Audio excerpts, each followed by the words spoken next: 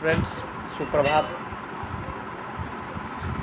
हम डॉक्टर कमलेश माझी, सहायक प्राचार्य मैथिली, SJS कॉलेज बाथो बेनीपुर दरभंगा।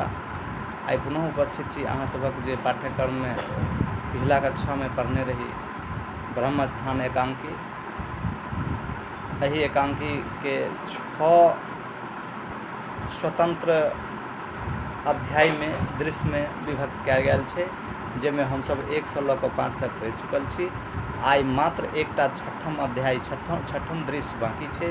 आई एही छठम दृश्य में जे देखबा में एतै, बुझबा में एतै, से हम पढ़ाबऽ के लेल जा रहल छी। लेकिन ऐसे पिछला कक्षा में जो हम सब पढ़ने रही ओकर एक बेर पुनरावृत्ति हम सब शॉर्ट में कऽ ली कि एकटा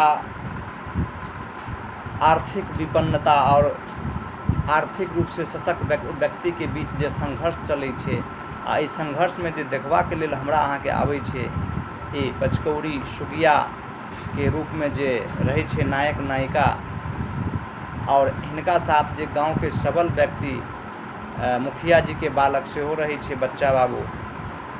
एहिमे पात्र जे सब रहै छथिन हुनकरो सबके जे है से बहुत सराहनीय विचार छनि, विचार देलखिन पचकौड़ी के साथ।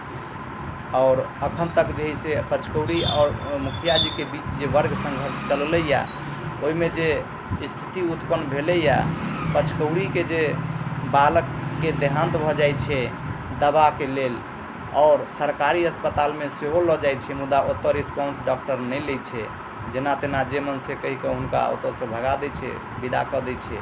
अंत में घर पर अयला के बाद जे है से पचकौड़ी अपन एकटा सीमित आय से, सीमित इनकम से बालक के जे है से लेल नेबो, संतरा, हॉर्लिक्स ई सब खरीद के लाबै छै, मुदा ओ ओकरा पैठ नहि होइ छै। ओहिसे पहिले ओकर बालक जे है से अन्न और पानि के बगैर मरि जाइ छै। तखन जे दृश्य उपस्थापित होइ छै, ओहि दृश्य में यही देखबा में आबै छै जे मुखिया जी सबल रहै छथिन, ओ हुनका धन संपत्ति के कोनो कमी नहि रहै छनि, और हुनकर जे बालक रहै छनि, ई सब दृश्य के देखला के बाद ओ उपहास सेहो करै छथिन, जे दोसर जगह जाकर चर्चा करै छथिन। एकटा संज्ञा दै छथिन, एकटा संज्ञा एहि रूप में दै छथिन जे पचकौड़ी के कहै छथिन, पचकौड़ी के कनिया के जे कहै छथिन मेम साहब। तो एही तरह जे से एतऽ दृश्य उपस्थापित भेलैया। आब एतऽ जे पचकौड़ी और ठकाय जयकांत धरणीधर के बीच जे गप होइ छै, एहि गप में ई स्पष्ट उभरि कऽ आबै छै जे मुखिया के यदि कोई वोट दै छै तो आम जनते दै छै।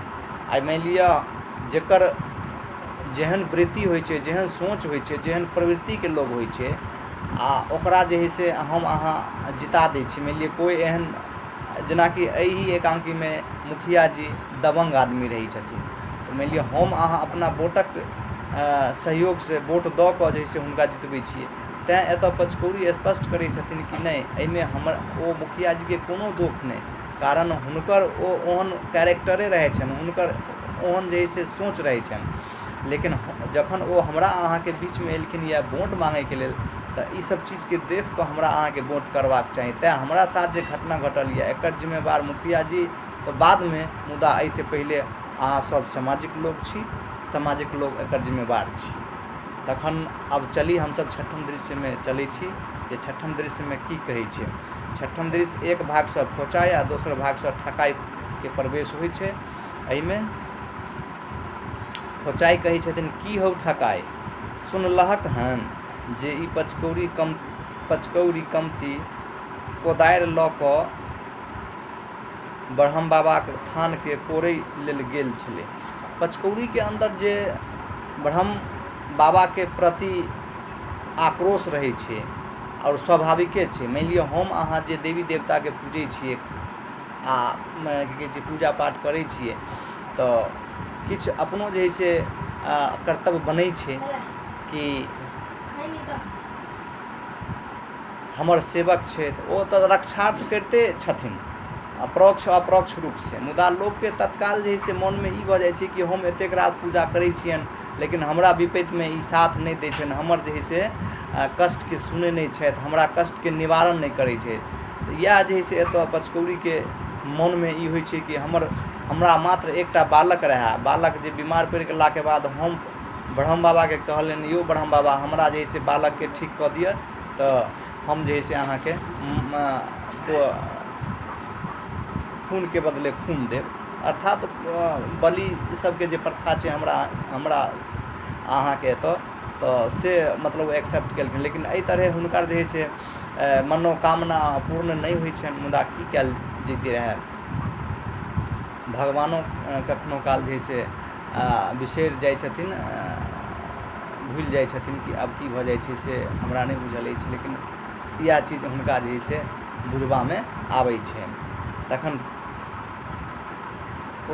ठकाइ और खोचाइके बीच जे गप होइ छै तऽ ओहिमे जे है से ठकाइके खोचाइ कहलखिन, या आब ठकाइ कहै छथिन हौजी भाइ खोचाइ। जकरा बीतै छै सएह महिरम बुझै छै, देखलहक जे गोर सातो धियापुता सुगियाके भगवान देखलखिन। महज देखलै ले एको गो मक्खन बचल छै, जकरा एको गो बेटा रहै छै से तऽ एहि पीरके बुझते तू की जान गेलहक। आब तऽ बेचाराके रहा न कुल कोई रोबन हारा, तेकरे पैर भेलै ओकर माथा नहीं खराब होई तऽ ककर होई।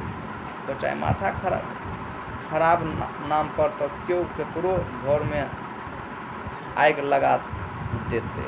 भगवान के जे इच्छा भेलै से केलथिन, क्यों ओकरा मारि तऽ नहीं देलकै जे बाबा माथा खराब भऽ गेलै। खोचाइ और ठकाइ के बीच जे वार्तालाप होइ छै, जे गप होइ छै, एहिसँ स्पष्ट होइ छै कि दू गोटेके बीच भेलाके बाद एकटा निष्कर्ष पर आबैके कोशिश करै छथिन कि मानि लिअ हुनका लड़काके अर्थात पचकौड़ीके बालकके तऽ कोई मारि नहीं देलकै, लेकिन हुनकर मृत्यु इएह रूपे रहे। मनुष्यके मरणशील प्राणी सेहो कहल गेलैए। आइ कोई छोट जे से में मरि जाइ छै और कोई बहुत जे से जीवन जी कऽ वृद्धावस्थाके पार कऽ कऽ जे से ओ मरै छथिन। तऽ मनुष्य तऽ इंग्लिशोमे कहल गेलै जे मैन इज मोर्टल, मतलब मनुष्य मरणशील छै, मनुष्य ऑलवेज हमेशा मरणशील छै। ओ जे से लाइफ टाइम जे से लाइफ टाइम अर्थात मतलब फुल लाइफ टाइम मतलब बरकरार से नहीं, ओ एक न एक दिन जे सब गोटेके मरैए पड़ै छै। तऽ एही तरह हम एही कक्षाके एतहि समाप्त कऽ रहल छी। धन्यवाद। की कहलिए?